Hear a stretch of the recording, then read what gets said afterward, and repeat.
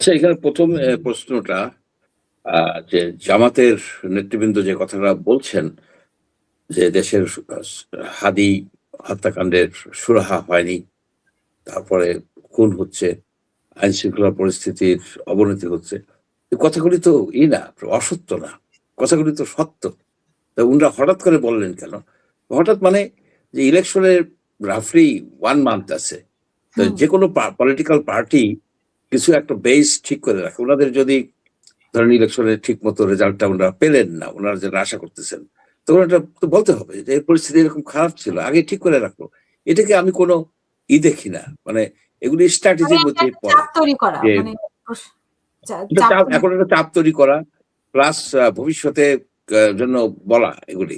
কিন্তু কথাগুলির মধ্যে তো আমি তো অসত্যতা কিছু দেখি না, যে এই জিনিসগুলি তো সঠিকই আছে। আর একটা ব্রিগেডিয়ার জেনারেল জিয়ার যে কথাগুলি খুবই ইম্পর্টেন্ট কথা উনি বলেছেন, যে ইয়াং জেনারেশনের উপরেই কিন্তু করা উচিত ছিল, মানে তাদের দায়িত্ব, তাদের উপরেই আপনার ভরসা করা উচিত।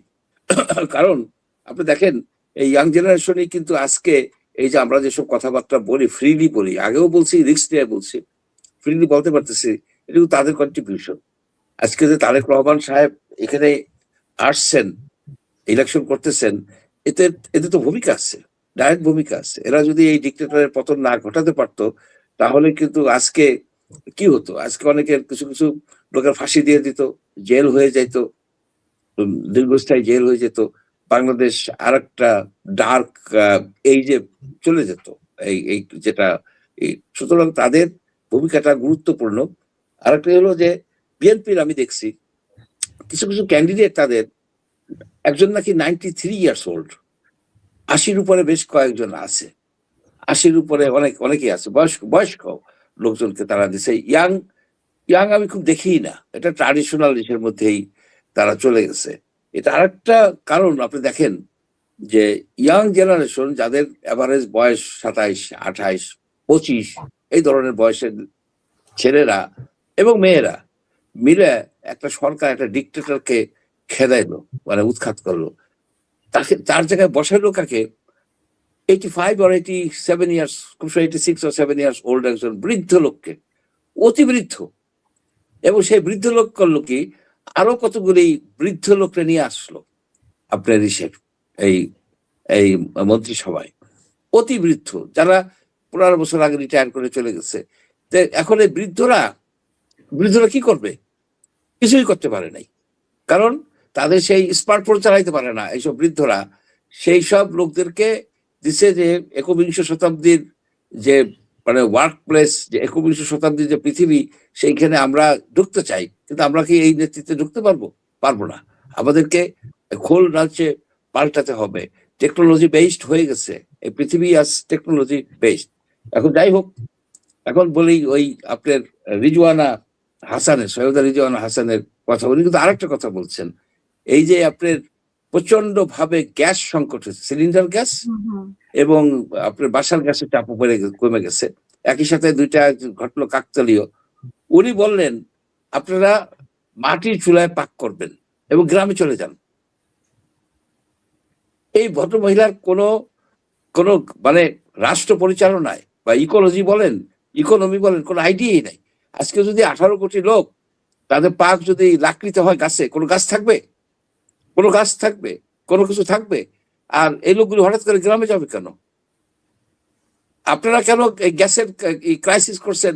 আপনাদের একজন আছে তো ইসের মধ্যে, যে গ্যাসের ব্যবসা করে, যে এলএনজি গ্যাসের ব্যবসা করে, সে ব্যবসায়ী আছে মন্ত্রিসভার মধ্যে।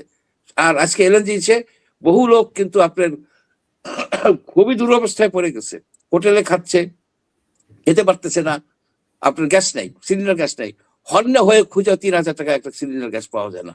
কি ধরনের সরকার! আর ওই যে বলে, ওই যে ওনার কথার মধ্যে অন্তর্নিহিত সুর হচ্ছে 1.5 বছরে আমরা কি করব, এই যে জঞ্জাল, সবই কি জঞ্জাল সৃষ্টি হয়েছে? বাংলাদেশে 54 বছর কি শুধুই জঞ্জাল সৃষ্টি হয়েছে? সেই জঞ্জাল করার দায়িত্ব বৃদ্ধ এইসব কয়েকজন এনজিও লোককে দিছে জাতি। এরা যে কাজ করে গেছে, এরা যে দুর্নীতি করে গেছে, এরা তো জেলে যাবে। ওরা বলতেছে আমরা ফেস করব। আপনি কি ফেস করবেন?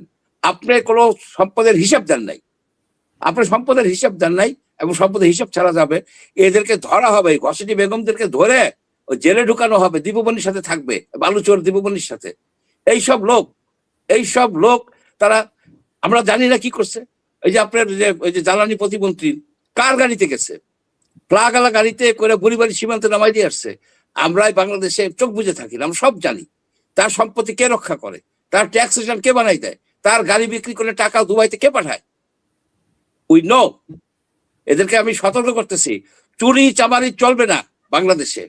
বাংলাদেশে অনেক লোক আছে যারা অনেস্ট। চুরি চামারি করে আপনি একটা জাতিকে ধ্বংস করে দিয়ে যাবেন, আপনার একটা পোর্ট দিয়ে যাবেন, এইটা করবেন সেটা করবেন, আর বলবেন জঞ্জাল সৃষ্টি হয়েছে। এইসব এই হবে না। ওই যে দাঁড়াবে, কোর্টে দাঁড়াইতে হবে না, তাকে ধরে নিয়ে যাবে, আইনের আশ্রয় তাকে ধরে নিয়ে যাবে। এবং আমি মনে করি কি সকল অ্যাডভাইজারের পাসপোর্ট এখন সিজ করা উচিত। কিসের কি তাদের আমেরিকা ইংল্যান্ডে তাদের যাওয়ার দরকার নেই, তাদের পাসপোর্ট সিজ করা উচিত ও তাদের কাছ থেকে যেভাবেই হোক সম্পদের হিসাব নেওয়া দরকার। সম্পদের হিসাব যে দিবে না সে আমার দৃষ্টিতে চোর। চোর কেন?